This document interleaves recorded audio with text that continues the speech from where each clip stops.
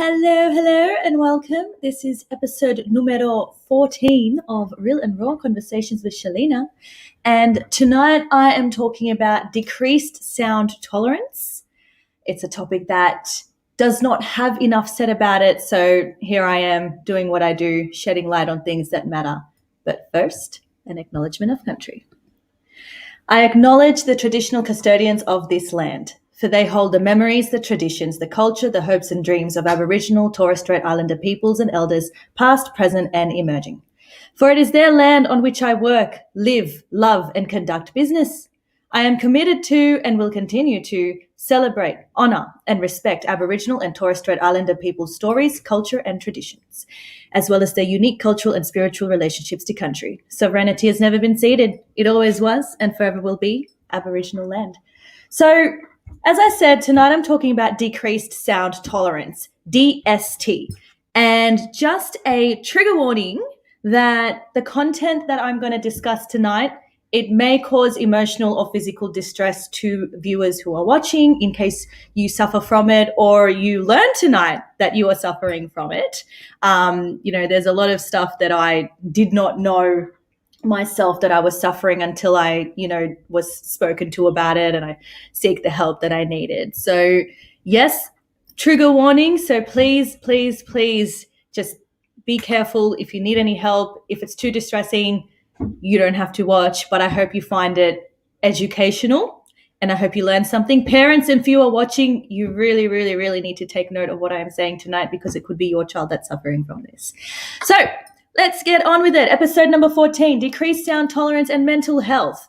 So first of all, what is decreased sound tolerance? You're probably wondering if you don't already know. It is a condition where everyday sounds that don't normally bother some people become highly bothersome in some way. So there are three categories of DST: hyperacusis, misophonia, and phonophobia. And I'm going to talk about these three tonight, and you might be able to figure out if you are suffering from it or if somebody that you love is suffering from it. These can also be linked to tinnitus, which is something that I unfortunately suffer from. It is the worst, but it is what it is, and I don't really have a choice but to live with it. So DST, decreased sound tolerance, it is thought to be caused by an oversensitivity within your brain's auditory circuit. And it causes discomfort that, sounds that some people find comfortable, it causes some people pain, annoyance, or even discomfort.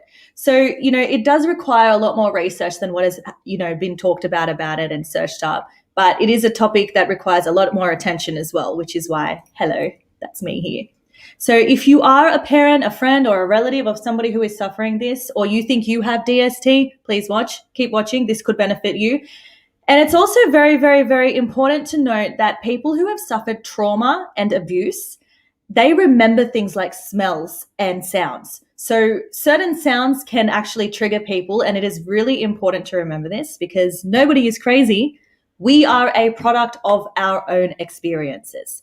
Now, the information that I am presenting in tonight's show is general only. So it is a combination of my lived experience, my academic research, and the responses by other people with the same condition. Contact your local GP in your state or territory if you need help. And also, please remember that just because you don't understand it or have not been through DST, it doesn't mean that it doesn't exist or that it is not real. If you have friends and children who complain of noise, or if you notice that their behaviors and their moods are changing around certain sounds, then I hope that by the end of this episode, you'll understand what their trigger could be. And I hope you take the necessary steps that you need to take to help them. So let's do this. What the hell is misophonia? Well, to put it simply, it is a disorder where certain sounds that are heard by an individual can trigger an emotional or physiological response. There are no evidence of cures for this. However, there are a number of treatment options, which I will discuss later on. It can also be visual. So repeated visual images can also become a trigger as well. Somebody who constantly moves their hands like I do, or somebody who is constantly tapping their feet. It can cause and it can serve as a visual trigger as well. Many people suffer misophonia in silence, excuse the pun, because they feel like people don't understand them or they will be ridiculed. And they sometimes don't even know that it's a thing. It is real. It exists. It's called misophonia. So I know the agitation and I know the frustration that comes with it. And I know the emotional and physiological responses misophonia can trigger. And I also know that it is more common than you think. It requires an everyday conversation. So that's why I'm here trying to shed some light on things that matter. Now, what does misophonia sound like? I'm just trying to get my banner up here. What does misophonia sound like? What is it triggered by? So these are the things that people get triggered by if they have misophonia.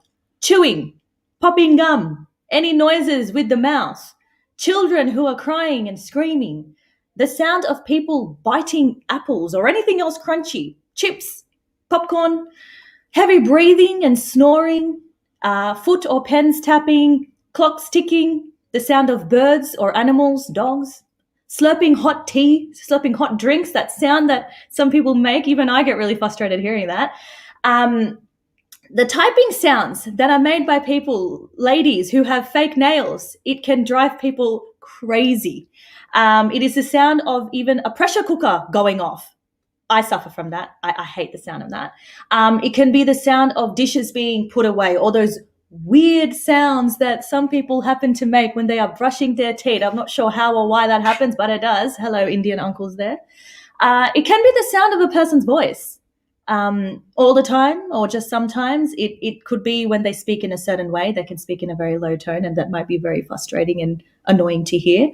It can be a very high-pitched tone, or a very when they're angry or when they're whinging. Those types of tones can really set a person off. And I know it might sound a bit far-fetched, but this is what misophonia is. And it is something that is not as understood as it should be. So there is more to this list. I just haven't included it because I can go on and on. But you get the point.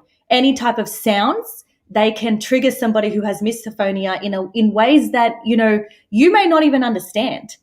So what does misophonia feel like emotionally and physically? Well, it feels like you are triggered, of course. Emotionally, it feels like you are agitated, angry, annoyed, frustrated. You have sudden mood swings when you hear these sounds. You feel distressed, disgusted. You feel irritated. You feel a rage within your body, in your mind. You feel hatred when you hear these sounds. That's what misophonia causes emotionally. It is a state of anxiousness and panic.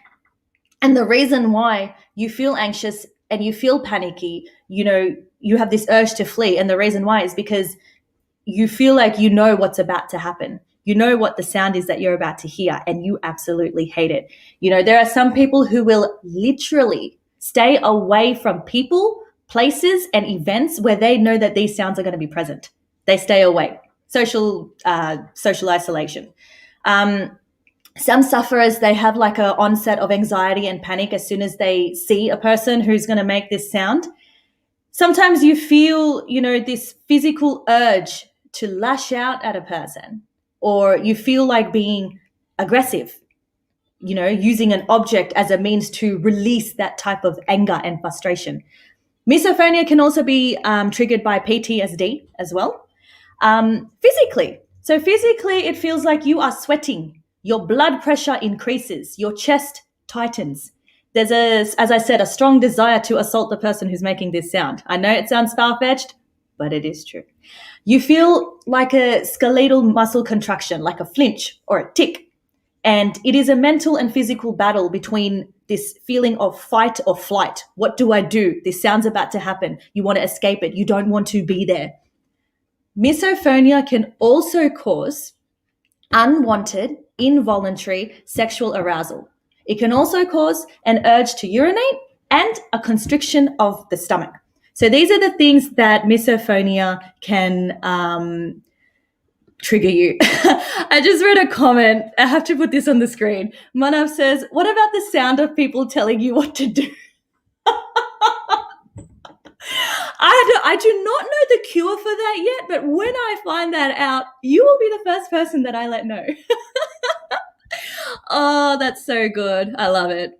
Keep it coming. Thank you for watching, though. All right. So, how do people who suffer misophonia, how do they describe it? So, it is described as a sound that drives you crazy.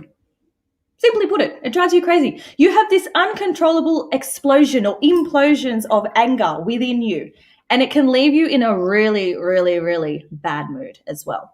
It can lead to isolation and avoiding people in places. As I said, you would rather be alone than be around people. And it can in turn into a fear of being around people because you are trying to avoid the sound. So if there's anybody watching right now, and if a specific sound incites anger or rage or causes you to avoid certain situation, if certain sounds compromise your mental health, please see a GP. There are treatments available. I can't say that the cure is going to just go away on its own. No, there are treatments available, and you are not crazy. And parents, if you have children who might be acting different or strange around people or certain sounds or environments, then have a talk to your child. Ask them what sounds bother them. Sometimes children find it hard to communicate this, and out of fear or out of shame. And, sometimes they simply do not understand what it is that they are feeling or what is happening to them. So parents, it is your duty to learn and then to help your children as best as you can. So it's not about what you believe, it's about what's best for your child. Misophonia does not go away on its own. The condition requires an intervention of a GP, and it is a disorder that requires empathy, understanding, and patience. Now, the next one is hyperacusis. And this is one of the 3 forms of DST. So this is another one. Hyperacusis is one of the most common of the 3 DSTs. It is a disorder that pertains to the actual sound. So it's not when you hear it, it is the actual sound of something happening. It is a condition, it affects how you perceive it and the way you hear it. So what that means is some people, they experience extreme sensitivity and pain to particular sounds. They hear sudden sounds that may not be a problem to other people, but it ends up being a problem to them. So in essence, it's a condition where your auditory system is oversensitive, and normal sounds that you would hear in your daily life, for people who suffer from hyperacusis, it's extremely loud. It's almost like the internal volume within your brain has been turned up, and you can't control that. So, it is estimated that about 40% of children who have autism have hyperacusis. Now, what is the main difference between misophonia and hyperacusis? Well, the difference is that with misophonia, you feel it more emotionally, and it can turn into physical. With hyperacusis, it is actually painful. It is painful to hear those sounds. You feel the pain in your ears. And with hyperacusis, the sounds literally feel painful. So I'll give you an example is something like, how many of you own a pressure cooker? Yeah? And when it goes off, there's that shh sound. Oh my God. It literally gives me pain in my ears. Like, I run from the kitchen. I cannot tolerate that sound whatsoever. So it's also something like really loud music. It can give me a pain in my ear, and I avoid being near it. So, for other people, sudden sounds like the police or an ambulance siren can cause pain, or it can trigger them. Sounds that have been reported very commonly are high-pitched sounds and sounds that begin very, very abruptly. So, it's things that they don't anticipate, and it's just like, boom, it happens. And, it can cause fear, and it can cause anxiety, it can cause a rush, but it causes so much pain. And that is the reason why people who suffer from hyperacusis, they'll stay away from areas. They'll use earplugs, earmuffs. You might be like, well, this is not necessary. Like, why are you even wearing it? Well, to detect it, and if you want to know what it's like for people, if you want an indication, of a person who's experiencing hyperacusis, they, as I said, use earplugs or muffs for sounds that normally wouldn't be considered too loud. They avoid certain situations where a noise is present, so restaurants, social outings, sports events, other environments that are sound rich. You will also know if a person may have hyperacusis is when they complain that the TV is too loud, even when it's not. It could be that, as I said, the auditory system, the volume in their minds, in their brains, is turned up louder than what normally it would be for people like non-sufferers of it. I don't know if I suffer from hyperacusis. I don't think I do. It more so feels like it's misophonia, but I think slightly I might have it. So, it's something that I'm going to investigate more so into, but I'm giving you this information because I have already gone through misophonia and tinnitus sucks as well. It's a ringing sound in your ear. So hyperacusis can also be linked to injuries and conditions like head injuries, ear injuries, hearing loss, some viral infections, epilepsy, migraines, Lyme disease, tinnitus, as I said, Williams syndrome, and PTSD. So these are the things that hyperacusis can be linked to. The list is not concurrent. There is more to it, but I'm just giving you a brief overview of it. Now, what are the treatments for misophonia and hyperacusis? Well, they are multidisciplinary. It involves therapy or lifestyle changes. So, using sound protection, creating noise-free areas and zones in your living spaces. It can be music therapy, support groups, cognitive behavior therapy, change of sleep habits, physical exercise, avoiding the noise altogether if it's possible, using headphones to cancel sounds, using white sounds. So white sounds are things like, having a fan on, which is sometimes what I used to do because of the tinnitus that I suffer from.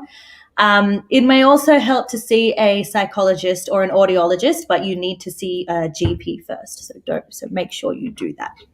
Now, there's a third one on this list of DST. It is called phonophobia. It is the third category in DST, and this is literally the fear of sound.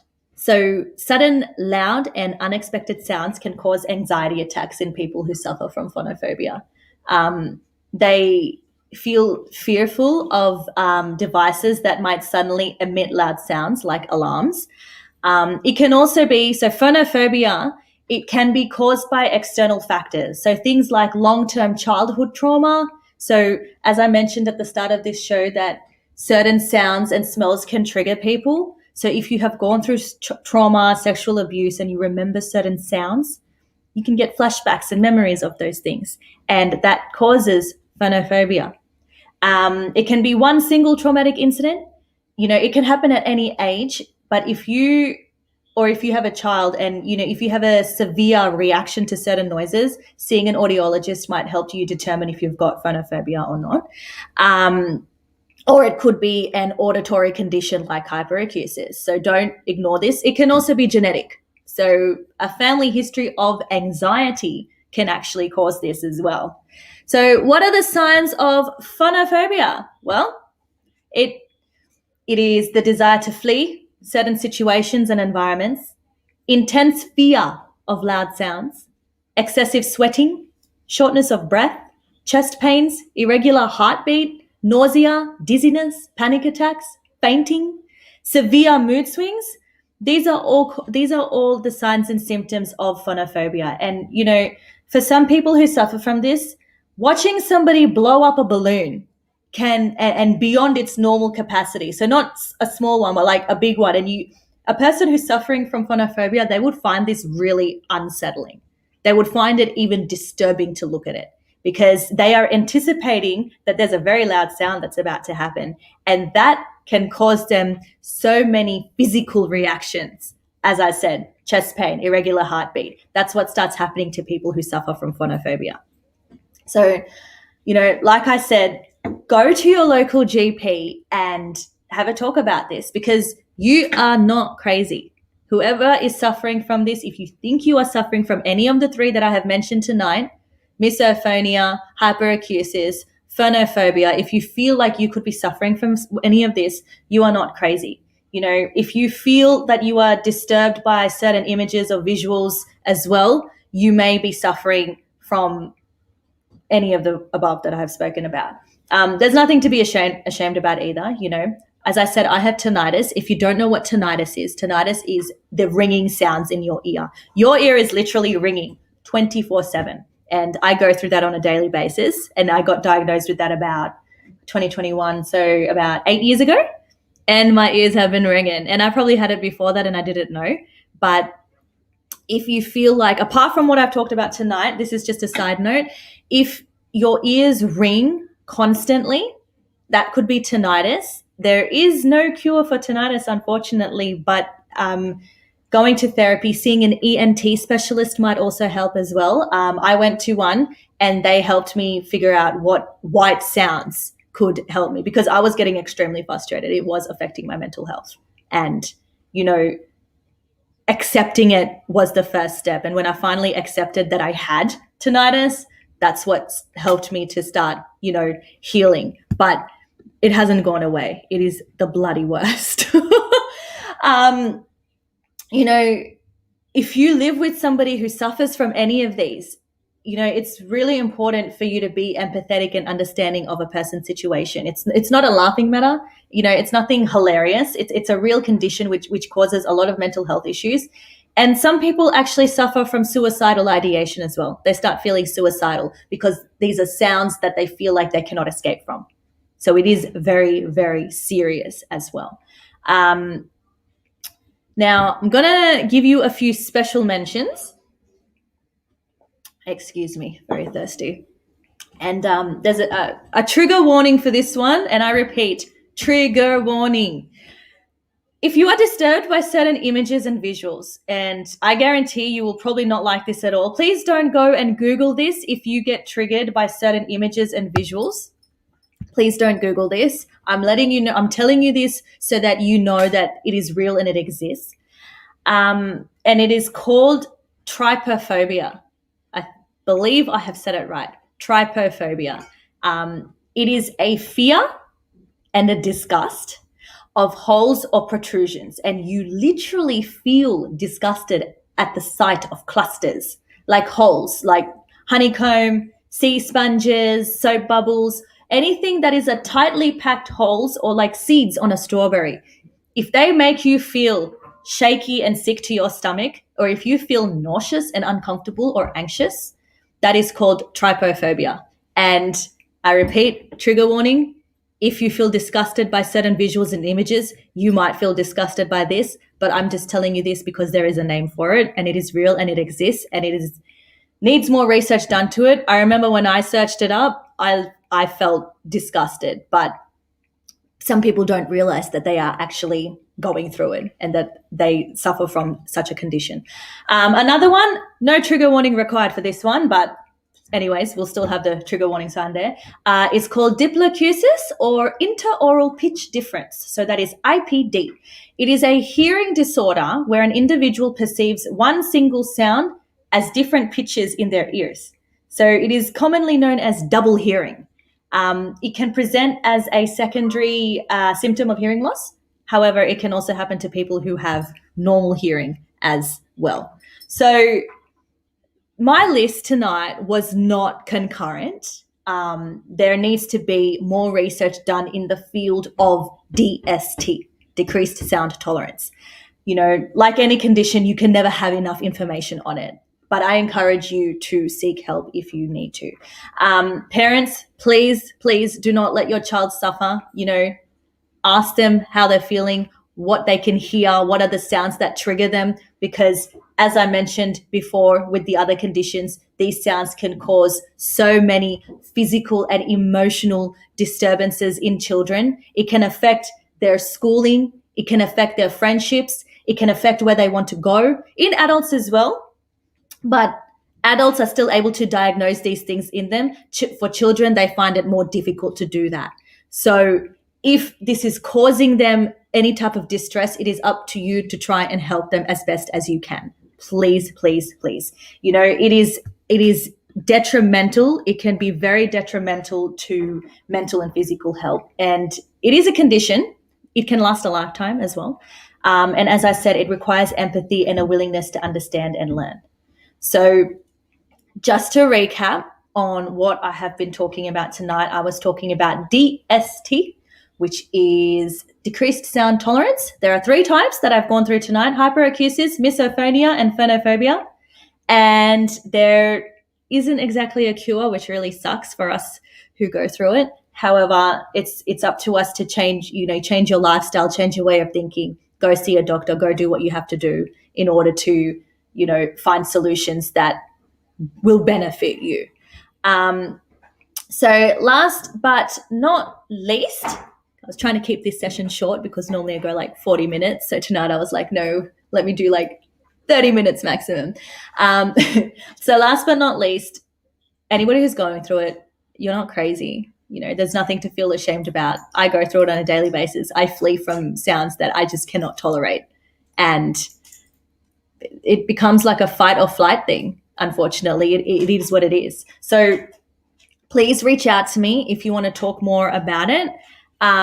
If you feel like you need to speak to somebody urgently, there are helplines available. So let me just get that up on screen for you to see. You can call any of these numbers: Men's Referral Line, Men's Line Australia, No to Violence, Relationships Australia, any of these numbers for anything else that you may have.